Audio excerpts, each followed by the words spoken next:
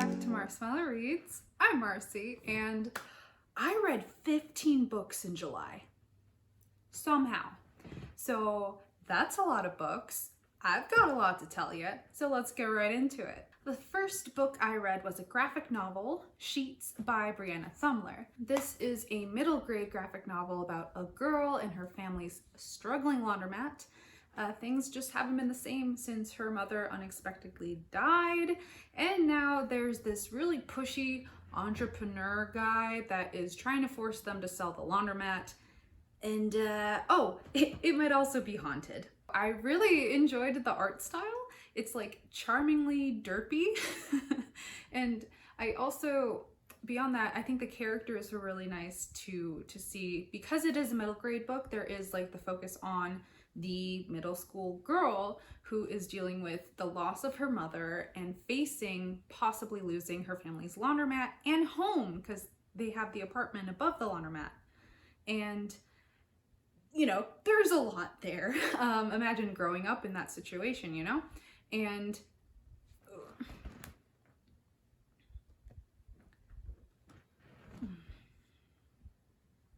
she also happens to form a specific friendship with someone in the story that I thought was pretty interesting. And in that friendship, you get to see grief from kind of like both sides of it, if that makes sense. Ultimately, I did like the resolution between the main girl and this new friend of hers. I'll probably continue on with book 2. I didn't realize this was going to be a series, but yeah, why not? And I gave this one a 4 out of 5 stars. The next book I read is another graphic novel, this one being Kinsey by Sebastian Kadlecik.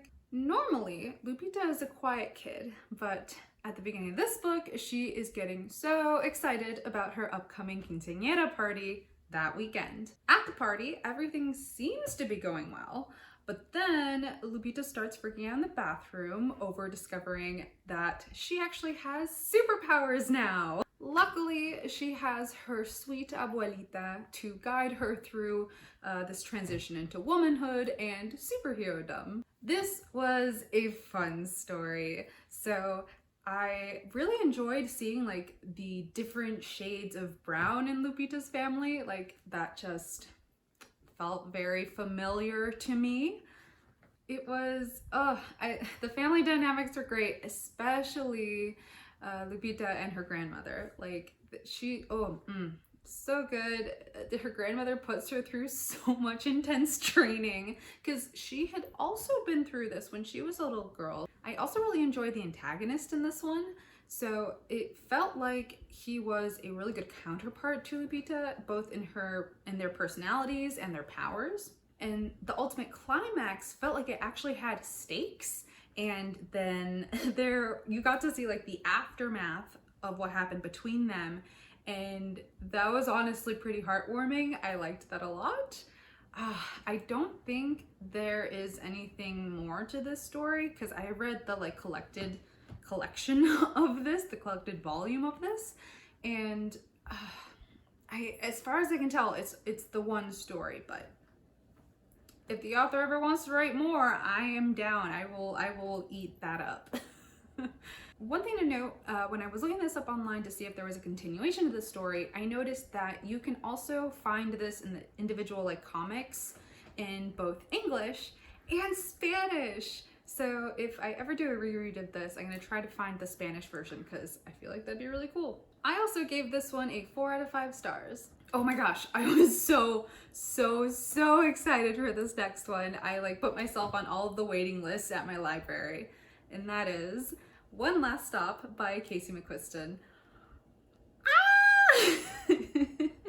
I had heard so much about this book prior to it coming out. Like everyone I follow on BookTube was like ready for it. Okay, so we're following August, who is still new to New York City, and she's settling into her college classes and her diner waitress job and her life with her quirky new roommates. And then one day she meets this hot ass lesbian on the subway and her life changes forever. Jane, subway girl, is super charming and mysterious and just like really cool in like a super casual kind of way. Like, very jealous of her. She has like a sick leather jacket, I think like high top Converse, and a cassette tape that she listens to on her Sony Walkman, like so old school. But that's there for a reason. She is literally straight out of the 1970s. She has been displaced in time and is stuck on this subway.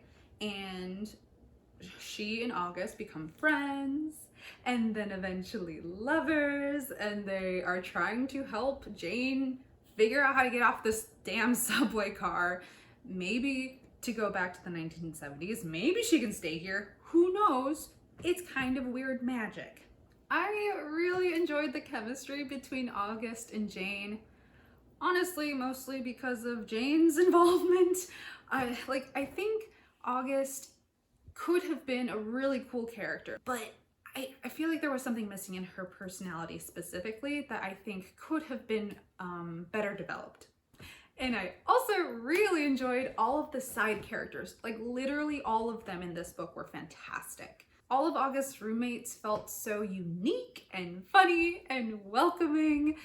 If I ever have to live with roommates again, I would hope that they'd be anything like these folks. And I also love the sections in the story spent in queer spaces. It did feel a bit like an idealized version of like the modern LGBT community, but a little escapism doesn't bother me.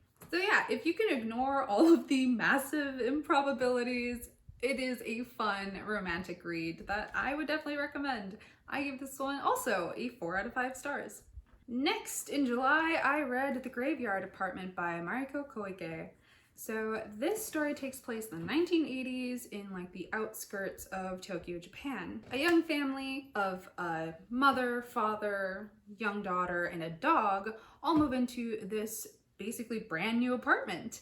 And it seems a little bit too good to be true. So this apartment is pretty spacious considering the city that it's in, and also very reasonably priced. And the husband's commute into the city is made relatively easy by the nearby train. And like I said, the building itself is like brand new. So it's all modern appliances, all like, you know, it's a pretty dope building. And really the only downside is that it is surrounded on 3 sides by a graveyard. Yeah, it's a little spooky, but it's worth putting up with for the rent and all that, right? Turns out, no, it was not worth it. This book had great spooky imagery. It gave me chills. And like, I was already pretty afraid of the basement, or like, you know, basements in general, but especially after this one, no thank you. No, definitely not at night. I'm gonna need to bring a friend. I was on hot streak. This one is also getting a 4 out of 5 stars. Ooh, another exciting new release. This was The Maidens by Alex Michaelides. So this is my first read by this author. I know he also wrote The Silent Patient, I think, which is on my TBR, but I haven't gotten to it yet. So I was pretty excited to see what this one is about. And it's dark academia, which I'm getting into and I was very excited about. In this book, the main character, Mariana, travels back to her alma mater, Cambridge University in England. She's doing this because she is going to support her niece, who she is the guardian of because the niece's mother, her sister, passed away. And she's going to support her because one of her niece's best friends was found murdered on campus. No good. Mariana soon learns of the Maidens, this secret scholarly group that is kind of infamous on campus.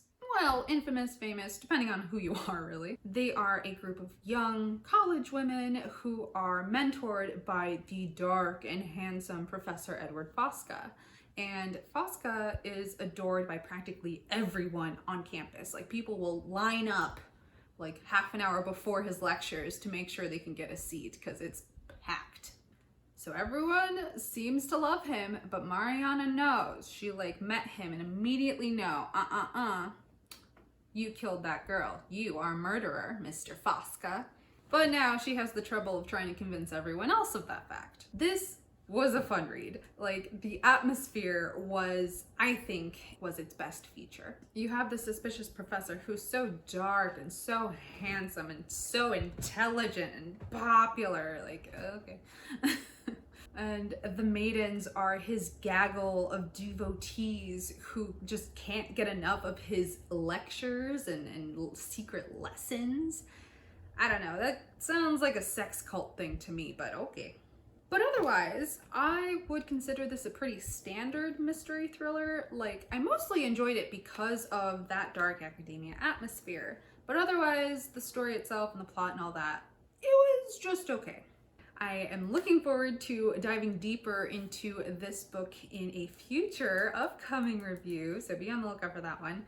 I gave this a 4 out of 5 stars. Next, I read Into the Water by Paula Hawkins. So this is another mystery thriller, also set in England, but this time we are in a small town that has a pool, or like a small area of a river that's like slowed down enough to be like a sort of pool, where there have been a lot of historical and also recent deaths by drowning. The main character, Jules, has a sister, Nell, who was like her whole life obsessed with the secrets of this pool and the related deaths.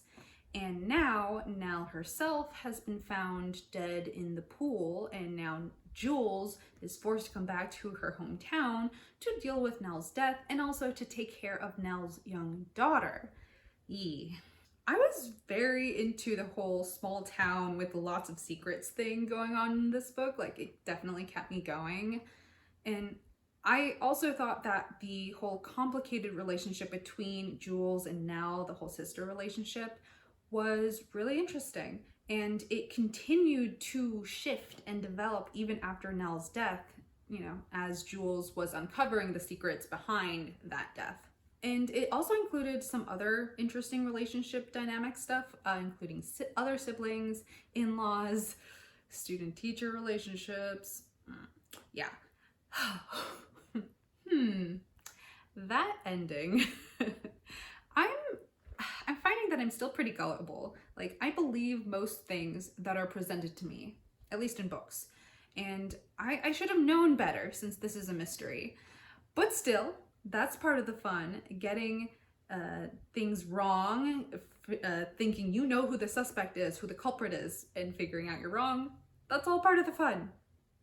And yet again, I'm just on a roll here. I gave this one a 4 out of 5 stars as well. This one's a doozy. This is Annihilation by Jeff VanderMeer. I am going to explain the setup of this story in a pretty straightforward way. But what you need to know before going into this book is that there is a hidden world of meaning beneath the surface of these pages. And I encourage you to think about what you're reading as you're reading it, kind of like reflect on it, if you want. You know, I think if you do a straightforward reading of this book, you can still get a good amount of enjoyment out of it, like as a straight horror. But I think some of you might enjoy even more by doing a deeper reading. Okay, plot. Area X is this secret, uninhabited area that has been abandoned by humans for decades. And researchers have been trying to figure out the mystery behind this area since they discovered it. And it has this weird border at the edge of it that keeps expanding slowly year after year. And there have been previously 11 missions who have tried to go into this secret area and bring back any sort of information, and not a single one of them has returned. So then the start of this book is the beginning of expedition number 12. We follow our narrator, the biologist, and her 3 other companions who are not named. Our narrator isn't named. They are all just labeled by their role in the group. So then they're ready to go. They venture into Area X, and it gets pretty weird. Like, okay, wow. I absolutely need to rewatch the movie. Like, I adored the movie even before reading this. I am going to love it even more now. It is different enough to be its own thing apart from the book, but I think that they play together very well. And oh man, that scene at the end with the crawler, my brain melted. And now I have a whole new nightmare to worry about. If you're a fan of weird, kind of abstract horror, then I would absolutely recommend you pick this one up. I gave it a full 5 out of 5 stars. Next was an audiobook whose access was given to me via NetGalley. So the publisher basically gave me an ARC, an advanced reading copy, to allow me to read this and review it and tell the world what I think about this book in preparation for its publication, I believe sometime this month. I'll put the release date somewhere on the screen. And this is Dangerous Play by Emma Kress. A high school field hockey team in New York State is forced to deal with almost daily sexual harassment from their male peers. And it fucking sucks, not gonna lie. When they try to stand up for themselves, instead of getting support or anything, they get detention. Like, the dean is, even though she's a woman, is just not on their side whatsoever in this case. And while their coach, their field hockey coach, is on their side, there isn't really anything she can do to actually help them. And on top of that, they have to deal with actual sexual assault when they go out to parties to hang out with their friends and the cute boys they have crushes on. And that's just a whole other awful situations that they find themselves in. And it is not their fault at all, and they can't seem to avoid it either if they want to go out and have fun, which is totally in their rights to do. So then one day, they all decide as a group to take matters into their own hands in the form of vigilante justice. Hell yeah, those field hockey sticks look like they hurt a bunch if you get hit with one. Yeah, wow, you can really feel their pain and their frustration going through all of this. It's pretty intense. Overall, this was a pretty entertaining coming-of-age story with sports, school life, and the pressures of being a teen girl. I gave this one another 4 out of 5 stars. Okay, this one was fun. This is All You Need Is Kill by Ryosuke Takeuchi. This is a 2-volume, or sometimes condensed into 1 volume, of a manga. In here, the human race is at war with these vicious and ultra deadly monsters called the mimics. And the only way that these squishy humans can stand any sort of chance against these horrible monsters is by fighting in armored up mechs. And we follow Keiji on his first day in combat. But oops, he died. But then we see him wake up back in his bunk the morning before. So then he lives through that day again, goes through the next day, going off into this battle, and dies again to these mimics. And he just kind of repeats this a couple times, like, oh shit, the violence and the gore in this manga is intense, like so in your face. So be aware of that. If that's not really your thing, maybe don't read this one.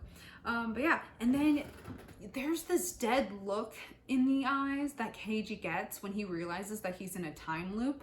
Just oh, it's kind of haunting. While I was reading this, I thought, oh wow, this has major Edge of Tomorrow vibes. And then I looked it up and saw that Edge of Tomorrow is actually adapted from All You Need Is Kill. And like, yeah, I was gonna say, there are a lot of similarities here. So yeah, that makes sense. Anyway, I loved this story. Like, each time loop was advancing the story in its own way, and also just like, holy crap, just seeing how draining this all is on Keiji was, you know, pretty tough to see, but also interesting because, oh my god. And then just seeing what he comes up with to try to solve his situation, try to break out of the loop, is a lot, you know. And it was really cool to eventually see him develop his daily routine to make sure like he hits all of the correct time points, to make sure all the correct things happen in order, so to, you know, as to increase his chances of survival as much as possible. And I loved the ending in this one. It's definitely not what we normally see in like blockbuster movies. I have not seen Edge of Tomorrow yet. I still have to watch it, but I would be shocked if they decided to go with the same ending as All You Need Is Kill, because that one was a doozy. I gave this one a 5 out of 5 stars. Okay, the next one was another ARC advanced reader copy that I obtained through NetGalley, thanks to the publisher, and this was Under the Whispering Door by TJ Klune. I have not read any TJ Klune's works before. I know the most recent like big one of his was, is it The House on the Cerulean Sea? Something like that. I'll put it here. And now after reading this one, I'm thinking, oh wait, I might actually really like that one, and I'll probably pick it up at some point. So this one is about a work-obsessed lawyer who dies of a heart attack, and then his ghost is greeted by the Reaper. Really, actually, only a Reaper. In this version of the world, there are many Reapers going around, reaping bodies, reaping souls. But the one who this ghost encountered was this spunky young Asian woman. So then the Reaper escorts this ghost to this tea shop far away from the city where he died and off into the woods. And the tea shop is actually owned by this very handsome young black man who happens to have a second job, probably more important job, as the ferryman. Really, again, one of many ferrymen. His job is to help guide ghosts from this life into the afterlife. He doesn't really know what comes next, but he knows that this is the path that ghosts should follow. But the problem is, this new ghost buddy of theirs does not want to cross into the afterlife. He is terrified of that. He doesn't want to leave his life. He is not done with it. He has so much stuff he needs to do still. So instead, he sticks around the tea shop and eventually ends up falling in love with the ferryman, and it's pretty great. It's so cheesy, but like in a good way, in a warm cup of mac and cheese sort of way, like comfort food. Given the plot, I figured this was going to be a bit of a tearjerker kind of thing, very emotional read, and it was emotional. I think I'm probably teared up a couple times. No full-on sobbing here, but you know, I was close. I was also pleasantly surprised by its humor. I didn't expect that from this because I didn't know the author's writing style, but I really enjoyed that part, which is making me want to go back and read some of his other books. And the main cast of characters were also lively and wonderful and unique in their own way, and together they made such a heartwarming and fun, close-knit group. All of their interactions were a pleasure to read, and I kind of didn't want the story to end. Ooh, and the antagonist was actually pretty great. Like, not quite what you'd expect. And they weren't evil, they weren't straight up evil, but they weren't also exactly fully good.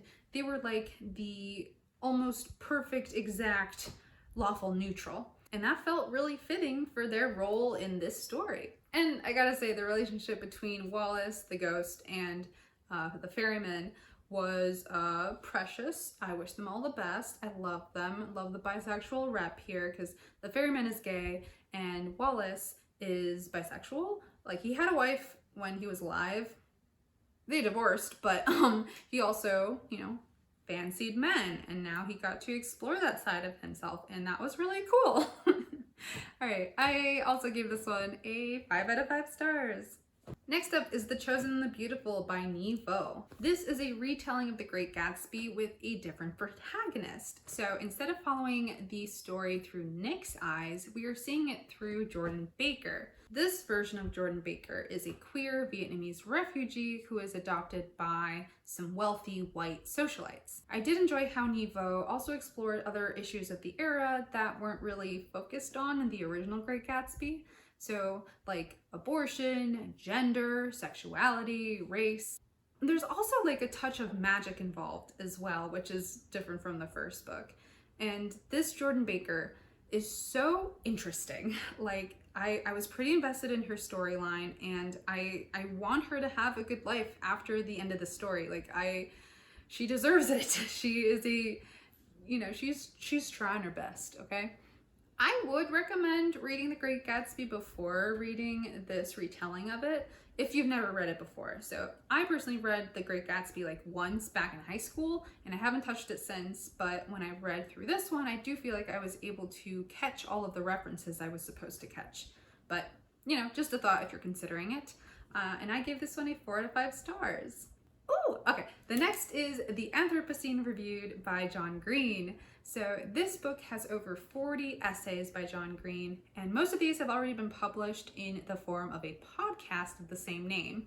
And I've been a listener of that podcast since a little after it was started, and I loved it. I was so excited to hear about this audiobook too. And even though not many of the essays were new, I did really still enjoy re-listening to all of these other old ones that I had already heard. Like the podcast, John Green is the one who narrates these essays, and some of them hit different this time around. Like, it's funny how much of my, perceptions of life have changed over the course of these 17-ish months. And the new essays were also pretty good. Like, for fans of the podcast, the new essays include at least Wintry Mix, the Bonneville Salt Flats, Plague, Mario Kart, and Indianapolis. So I think, I don't know if that's all of them, but at least that's the ones that I saw that were new. I also want to shout out the specific essay about Staphylococcus aureus. Antibiotic resistance is not just an issue for the future. It is a problem that we need to start dealing with now.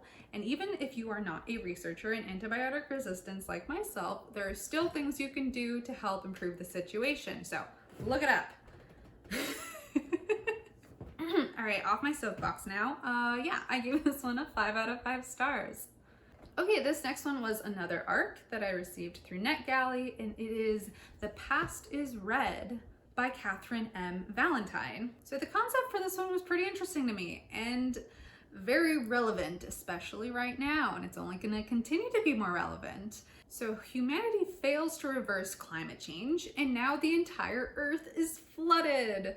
And the few remaining humans, who are descendants of the few remaining humans back then when the Earth flooded, are forced to live out their lives on these floating garbage islands and try to make sense of the world that they've inherited. Does anything matter anymore? Does everything matter still? Or does the end of the world provide the ultimate freedom to choose your own path? Simple questions.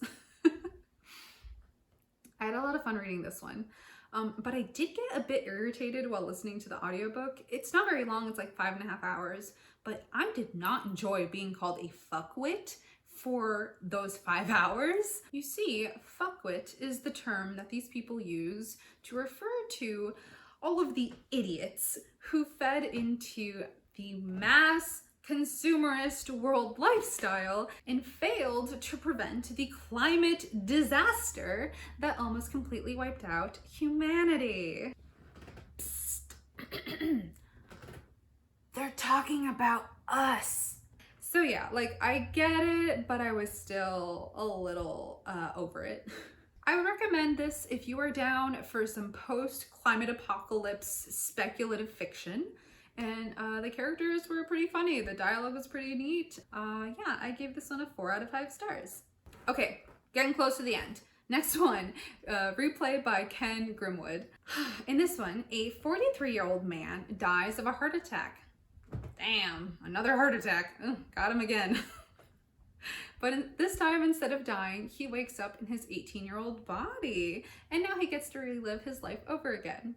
He's enjoying it and keeps raking in the cash by winning all these massive bets and making smart stock investments. But then he's 43 again and he dies of a heart attack again. And then he wakes up in his 18-year-old body again. This was a really fun concept to explore. The beginning of the story was a very personal view of what was happening, but then towards the middle, we start to take a more global view of things, which was interesting because most, if not all of these time loop stories are very individualistic. And that was pretty cool to explore.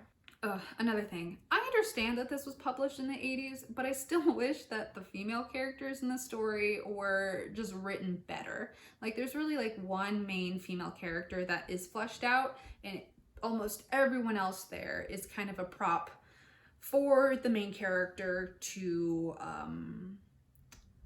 fuck. So yeah, because of a few issues like that, I ended up giving this a 4 out of 5 stars, although it probably would have been a 3 if it had not been for the really cool concept. Okay, down to the last one for this month, and that is A Psalm for the Wild Built by Becky Chambers. This was super exciting because this is the first book in a new series, the Monk and Robot series by Becky Chambers, who is one of my all-time favorite authors. In this one, sibling Dex is changing professions. They are trying to shake up their life by becoming a tea monk, but it's harder than it looks. They are trying to learn this new profession by themselves, like through self-teaching and research and stuff. And eventually they do get the hang of it, but it still doesn't feel like enough.